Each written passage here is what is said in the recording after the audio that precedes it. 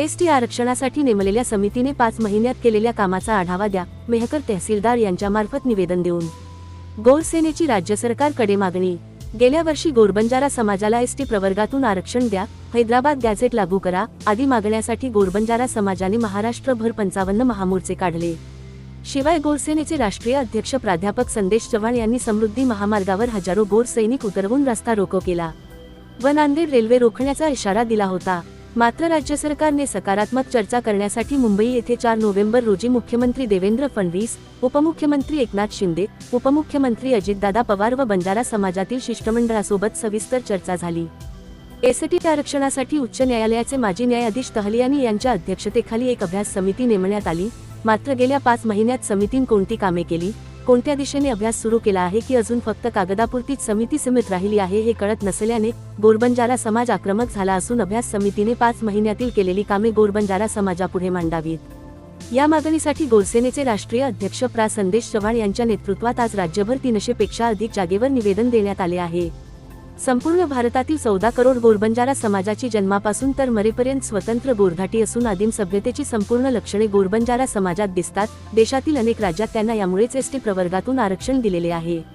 मात्र महाराष्ट्र राज्यात विमुक्त जातीय प्रवर्गात समावेश केलेला आहे। मात्र गोरबंजारा समाजाचे राहणीमान, वागणूक, रूढी परंपरा, विशिष्ट ठिकाणी तांडा करून राहणे, गोरबोली, गोरधाटी, पेहराव, आर्थिक मागासलेपण, स्वभावातील लाजबुजरेपणा हे आदिम सभ्यतेची संपूर्ण लक्षणे गोरबंजारा समाजात दिसतात। म्हणून त्यांना एसटी प्रवर्गाचा समांतर आरक्षण द्यावे ही गेल्या 75 वर्षापासूनची मागणी आहे। गेल्या वर्षी याच मागणीसाठी राज्यात 55 पेक्षा अधिक लाखोच्या संख्येने महामोर्चे निघालेत। 5 युवकांनी आपले जीवन संपवून शहीद झालेत। अनेकांनी आमरण उपोषण केले, रास्ता रोको केले। मात्र सरकारने दखल घेतली नाही म्हणून गोरसेनेचे राष्ट्रीय अध्यक्ष प्राध्यापक संदेश चव्हाण यांनी समृद्धी महामार्गावर हजारो गोर सैनिक उतरवून रस्ता रोखला। तेव्हा सरकारने सकारात्मक चर्चा करण्यासाठी मुंबई येथे 4 नोव्हेंबर रोजी बंजारा शिष्टमंडळासोबत चर्चा केली व अभ्यास समिती उच्च न्यायालयाचे न्यायाधीश तहलियानी यांच्या अध्यक्षतेखाली एक अभ्यास समिती नेमण्यात आली। मात्र गेल्या 5 महिन्यात समितीने नेमके कशाचा अभ्यास केला, कोणत्या दिशेने केला याबाबत समाजाला आजपर्यंत काहीच माहिती दिलेली नाही। तेव्हा ही समिती केवळ कागदापुरतीच सीमित तर नाही ना अशी शंका गोरबंजारा समाजात निर्माण झाली असून अभ्यास समितीने आजपर्यंत नेमके काय केले हे समजून घेण्यासाठी गोरसेनेचे राष्ट्रीय अध्यक्ष प्राध्यापक संदेश चव्हाण यांच्या नेतृत्वात आज जिल्हाधिकारी, तहसीलदार व उपविभागीय अधिकारी यांना निवेदन देण्यात आले आहे। निवेदन देताना गोरसेनेचे जिल्हाध्यक्ष, जिल्हा सचिव, तालुकाध्यक्ष, तालुका सचिव तथा गोरसेनेचे कार्यकर्ते उपस्थित होते। IB7 न्यूज जिल्हा प्रतिनिधी प्रल्हाद खोडके, बुलढाणा।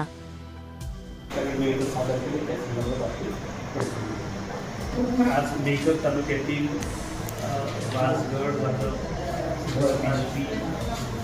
इतर जे आसपासचे खेडेपाडे आहेत त्यामध्ये बंजारा समाजाने आपल्याकडे एक निवेदन दिलेलं आहे। त्यामध्ये बंजारा समाजाचा अनुसूचित जमातीमध्ये समावेश करण्यासाठी स्थापन केलेल्या न्यायाधीश तहलीवाल यांच्या अध्यक्षतेखाली समिती कार्यान्वित करण्याबाबतचं हे निवेदन आहे।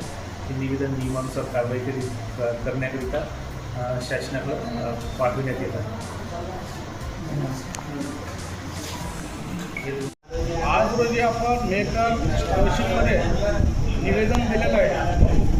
गोरसेनेचे राष्ट्रीय अध्यक्ष संदेश चव्हाण यांच्या आदेशानुसार आपण आज महाराष्ट्रातील 250 ते 300 तालुक्यामध्ये एकाच वेळी एका ठिकाणी हे निवेदन प्रत्येक तहसील कार्यालयामध्ये देत आहे। आता सर असं आहे की आम्ही मागील 1 वर्षापासून 56 ते 57 अशी आंदोलनं केली, रस्त्यावर उतरलो। अनेक हजारो तरुण संदेश भाऊच्या आदेशानुसार रस्त्यावर उतरले, परंतु हे झोपी केलेलं सरकार आमच्या काही मागण्या पूर्ण करताना दिसत नाही आहे। त्याच्यानंतर संदेश भाऊंनी रास्ता रोको केला समृद्धी येथे मालेगावमध्ये। तेथे हजारोच्या संख्येने युवक, महिला, सगळे बेरोजगार लोक, सगळे महिला आणि युवक होते, परंतु सरकारला त्या गोष्टीची थोडीही जाणीव नाही। त्यानंतर संदेश भाऊंनी नांदेड येथे रेल्वे रोकोचं आव्हान ज्यावेळेस केलं त्यावेळेस या निबरकट सरकारला त्यावेळेस जाग आली आणि त्यांनी बंजारा शिष्टमंडळाला 4 नोव्हेंबर रोजी मुंबई येथे बोलवलं आणि बैठकीसाठी बोलवलं आणि तिथं आपण आपल्यासाठी माजी न्यायाधीशासाठी समिती गठीत केली आणि ती समिती गठीत केली, परंतु त्या समितीनं आजपर्यंत आपल्याला बंजारा समाजाला असं कोणतंच असं ठोस अभ्यास किंवा त्याच्यापासून कोणताच असा बंजारा समाजाला काहीच कळत नाही आहे। ती समिती काम करते आहे ती कागदोपत्रीच ठेवलेली आहे. त्यासाठी आज संदेश भाऊंनी परत पूर्ण महाराष्ट्रामध्ये आंदोलन आपलं निवेदन देण्याचं ठरवलेलं आहे. त्यासाठी आज गोरसेनेच्या वतीनं त्या समितीनं जी सरकारनं माजी न्यायाधीशाच्या मार्फत समिती गठीत केली, त्या समितीनं लवकरात लवकर 7 दिवसाच्या आतमध्ये बंजारा समाजाला कळवावे, नाही तर बंजारा समाजाची दिशाभूल करू नये. जर समिती बंजारा समाजाची दिशाभूल करत असेल तर गोरसेना त्यांना सरकारला त्यांची जागा दाखवण्याशिवाय राहणार नाही. या माध्यमातून त्यांनी आज 30 तालुक्यामध्ये निवेदनं वन टाईम दिलेले आहेत. तर बघूया सरकार यांच्याकडे कोण्या दृष्टीने बघते आणि समितीचा काय अहवाल येतो, तो अहवाल यांच्यापर्यंत पोहोचतो का हे बघणे आता आवश्यक झालेले आहे. आपण पाहताय IB7 न्यूज, आवाज नव्या युगाची.